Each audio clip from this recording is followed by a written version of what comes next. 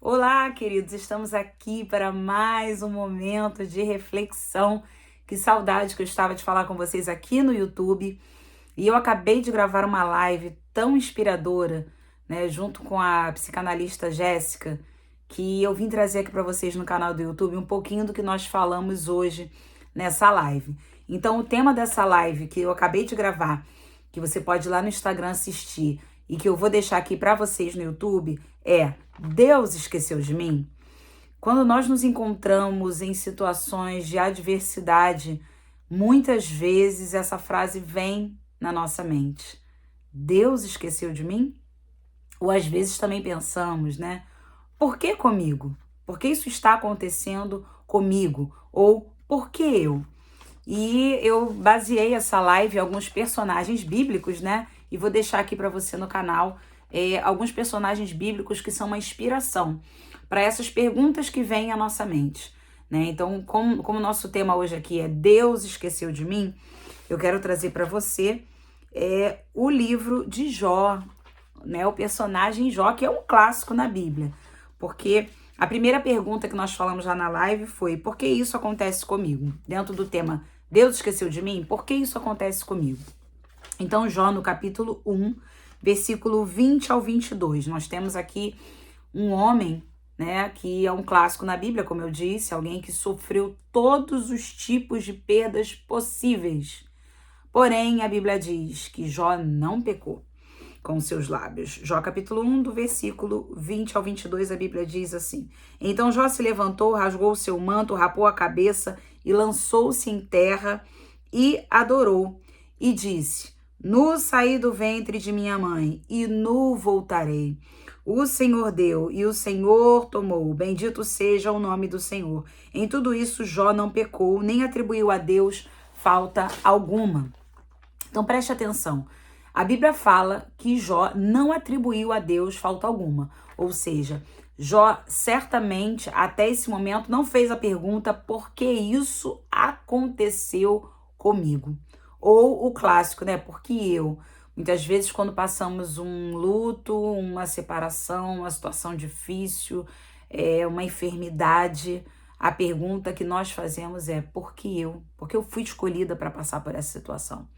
E hoje eu quero trazer para você uma outra pergunta. Vamos substituir essa pergunta? Ao invés de perguntarmos por que eu, vamos perguntar por que não eu? Porque o porquê eu nos coloca num lugar muito pequeno, um lugar de vítima, um lugar de incapacidade para passar por certas situações, mas o porquê não eu nos coloca num lugar de encorajamento, porque Deus acredita em você. Ainda que você não acredite em Deus, Deus acredita em você.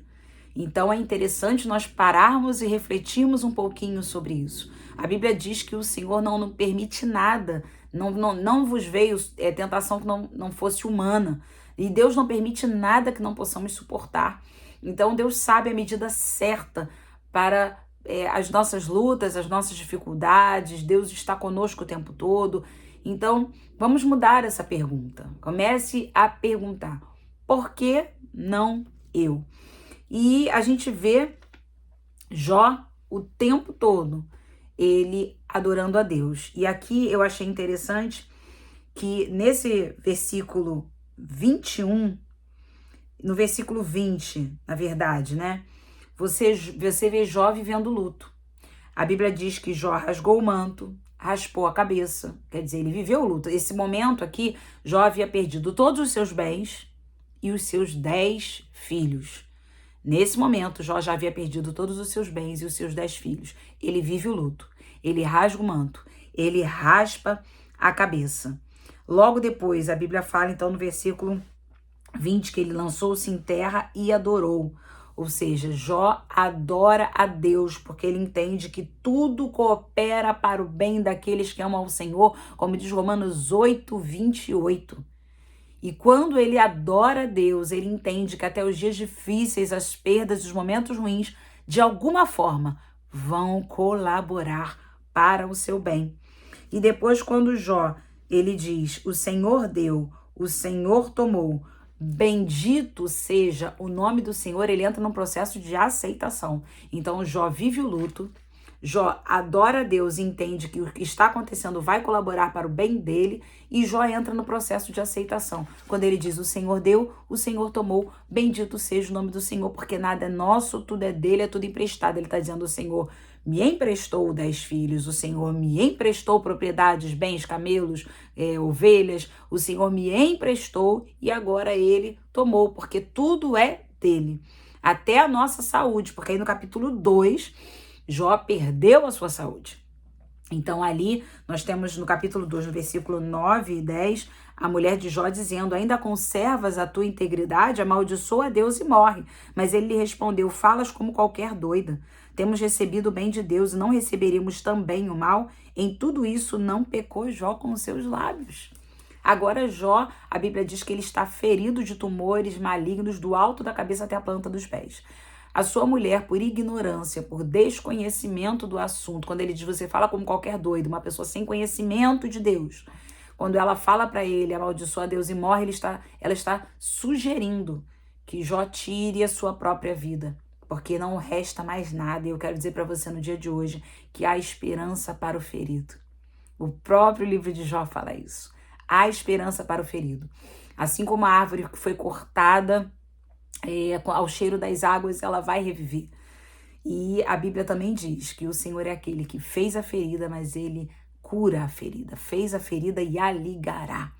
Nós cremos nisso, a nossa esperança está no Senhor. Então, por que isso acontece comigo, né?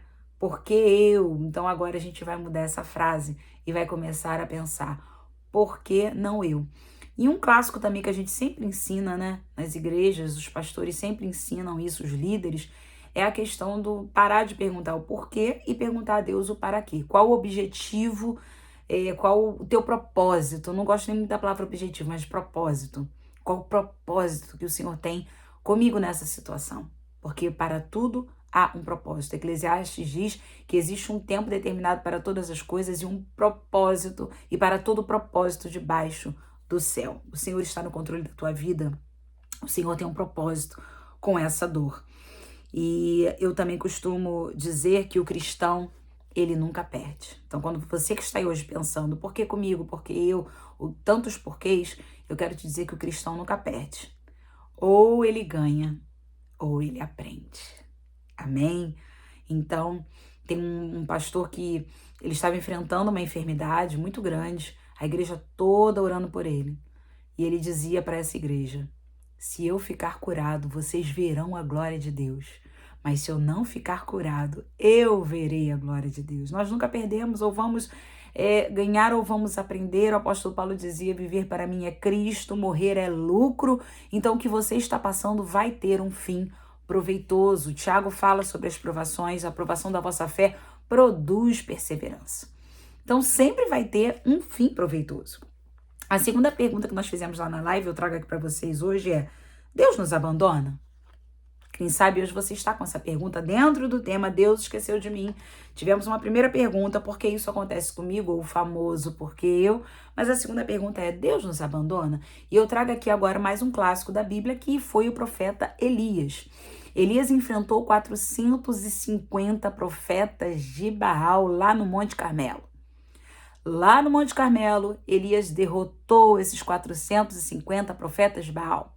Após a derrota desses profetas de Baal, profetas mentirosos e enganadores, profetas de Jezabel, né, que estavam ali trabalhando para Jezabel, vamos dizer assim, a serviço de Jezabel, Deus respondeu Elias com fogo, e o Deus dos 450 profetas de Baal não respondeu com fogo, porque era um Deus mentiroso, deuses mentirosos, né? Era um Deus mentiroso. Mas o nosso Deus, o Senhor Deus, o único Deus, respondeu Elias, a oração de Elias, com fogo. Então, após a derrota dos profetas de Baal, a Bíblia fala que o Senhor mandou exterminar os 450 profetas de Baal, porque naquele tempo era assim: os inimigos precisavam ser exterminados fisicamente. Hoje em dia nós oramos e o Senhor, ele determina o fim para os nossos inimigos, não é verdade? Mas naquele tempo não era assim. Então Elias precisou chamar o povo de Israel para uma guerra, vamos dizer assim, né? Onde ele já tinha vitória, que era matar todos os 450 profetas de Baal. Após isso, Jezabel,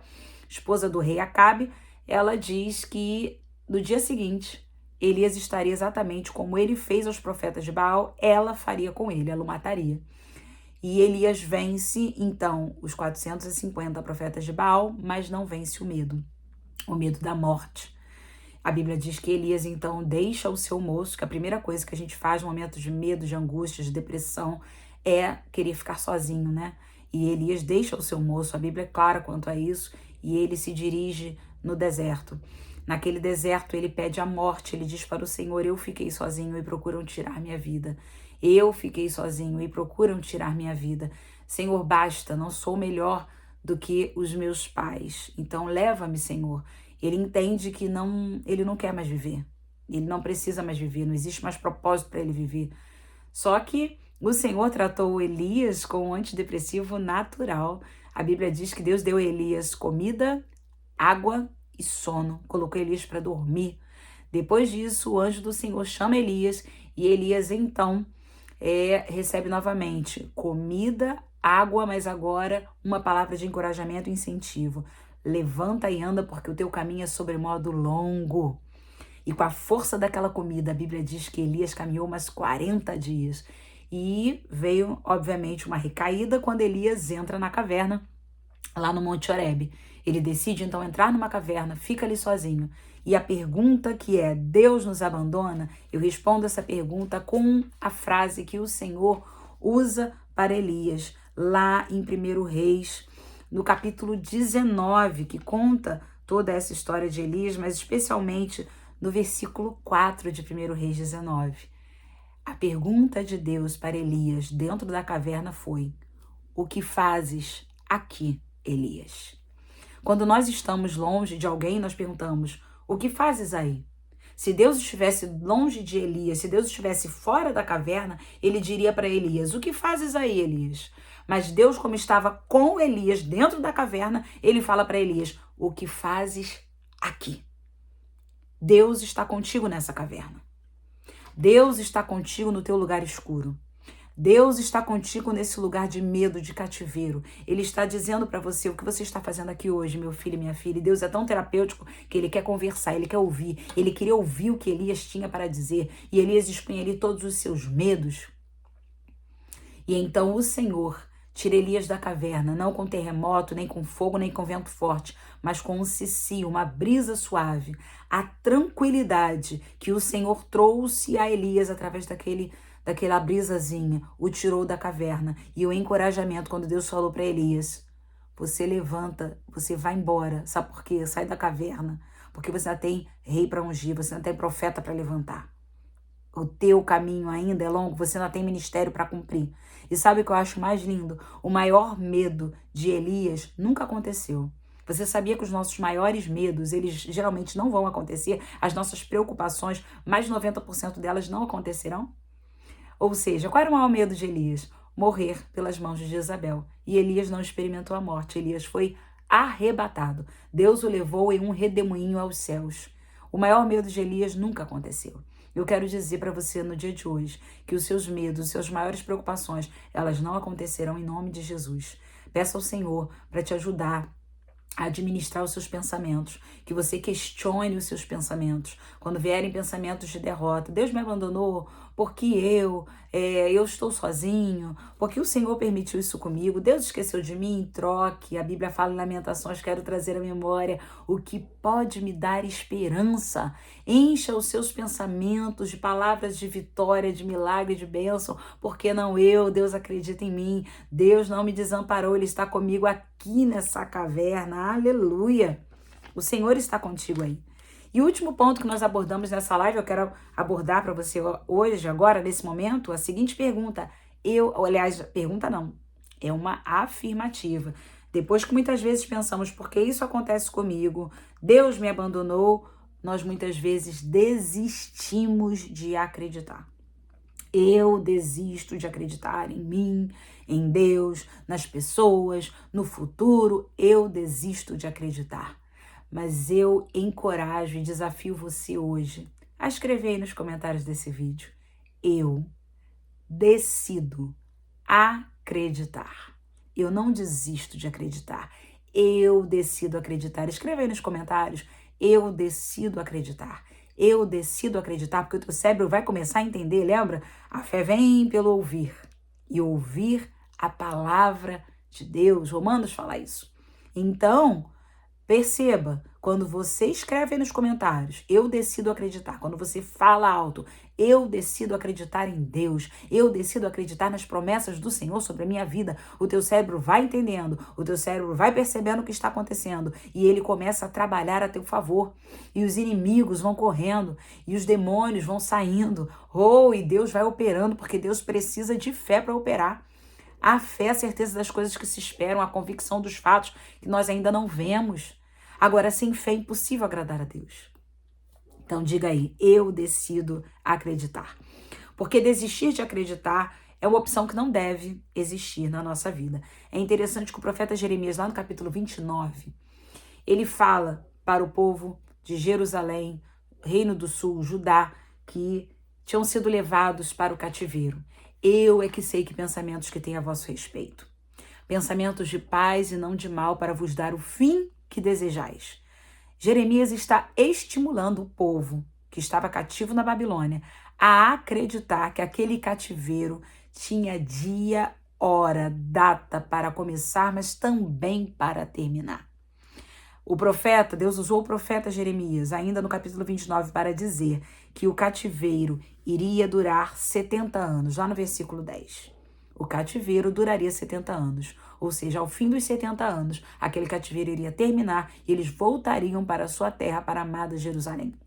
Quero dizer para você hoje que o seu cativeiro tem hora para terminar.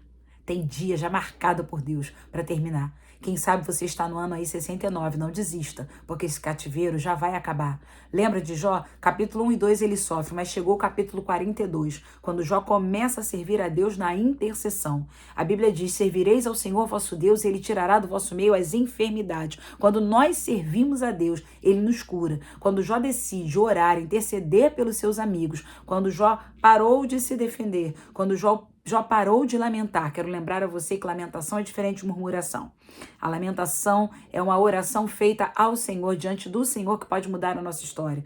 Por isso, Jeremias escreveu Lamentações de Jeremias. A murmuração é uma intercessão demoníaca, quando nós começamos a reclamar do que Deus está fazendo em nossa vida, ainda que de forma inconsciente, reclamando do dia, da situação que está vivendo, do que está acontecendo, nós estamos dizendo que Deus é mentiroso. Então não reclame, não murmure, se lamente diante do Senhor, daquele que pode e quer mudar a sua história. Então o Jó, quando ele sai do lugar de defesa e vai para o lugar de serviço, intercedendo pelos seus amigos, a Bíblia diz que no capítulo 42, Deus muda a sorte de Jó. E agora Jó tem o dobro de bens que ele possuía, Deus restaurou a vida financeira de Jó, dando a ele o dobro do que ele possuía antes de perder tudo. A Bíblia diz que Deus curou Jó de todos aqueles tumores, a sua saúde foi restaurada. E agora, Jó não perdeu 10 filhos lá no início do capítulo, não, do livro, não. Jó agora tem 20 filhos, porque Deus dá a ele mais 10 filhos. Ele agora tem 10 filhos no céu e 10 filhos na terra. Aleluia. Aleluia. Então, no momento que Jó decide servir a Deus, Deus muda a sorte dele. Imagine se Jó tivesse desistido no capítulo 41, achando que Deus não iria fazer mais nada por ele, que ele ia continuar doente, que ele já tinha perdido tudo. Mas Deus mudou a sorte de Jó. Não desista. Não desista que assim como o capítulo 42 chegou para Jó, assim como os 70 anos de cativeiro terminaram para o povo de Judá, de Jerusalém, o Reino do Sul, esse cativeiro vai acabar. Eu quero declarar sobre a sua vida que o capítulo 42 vai chegar para você e para mim. E é interessante também, eu finalizo aqui lembrando a você da história da mulher hemorrágica que ficou curada quando decidiu tocar em Jesus. Preste atenção, 12 anos sofrendo com a hemorragia, como diz lá em Mateus capítulo 9, do versículo 19 ao 21, obviamente que essa mulher já tinha o seu cérebro treinado para sangrar. E às vezes o nosso cérebro está treinado para sangrar. Então aquela mulher já tinha um cérebro treinado para viver hemorrágica. E viver hemorrágica naquele tempo era viver impura. Não poderia tocar em ninguém, não poderia nem tocar e nem receber o toque de ninguém. Não poderia sentar em locais onde as pessoas poderiam sentar, porque ela iria contaminar tudo aquilo que ela tocasse. Então ela estava acostumada, 12 anos, com a rejeição, com a solidão. Se ela não tinha marido, ela não poderia casar, porque ela ia tornar o seu marido impuro. E se ela tinha marido, ela não pôde mais conviver com esse marido, porque ela ia deixá-lo impuro. Então foi uma mulher que aprendeu a conviver também com a solidão e com a enfermidade. Porém, ela não desistiu do milagre. Ela não desistiu da sua cura, porque a Bíblia diz que quando ela soube que Jesus estava passando, ela correu para tocar nas vestes de Jesus. Perceba que ela aqui tem princípios de obediência. Ela sabia pela lei que ela não poderia tocar em ninguém para não deixar uma pessoa impura. Ela cria em Jesus, ela amava Jesus, ela não queria deixar Jesus impuro, então ela toca nas vestes de Jesus. Também foi o local onde ela conseguiu alcançar diante de uma multidão.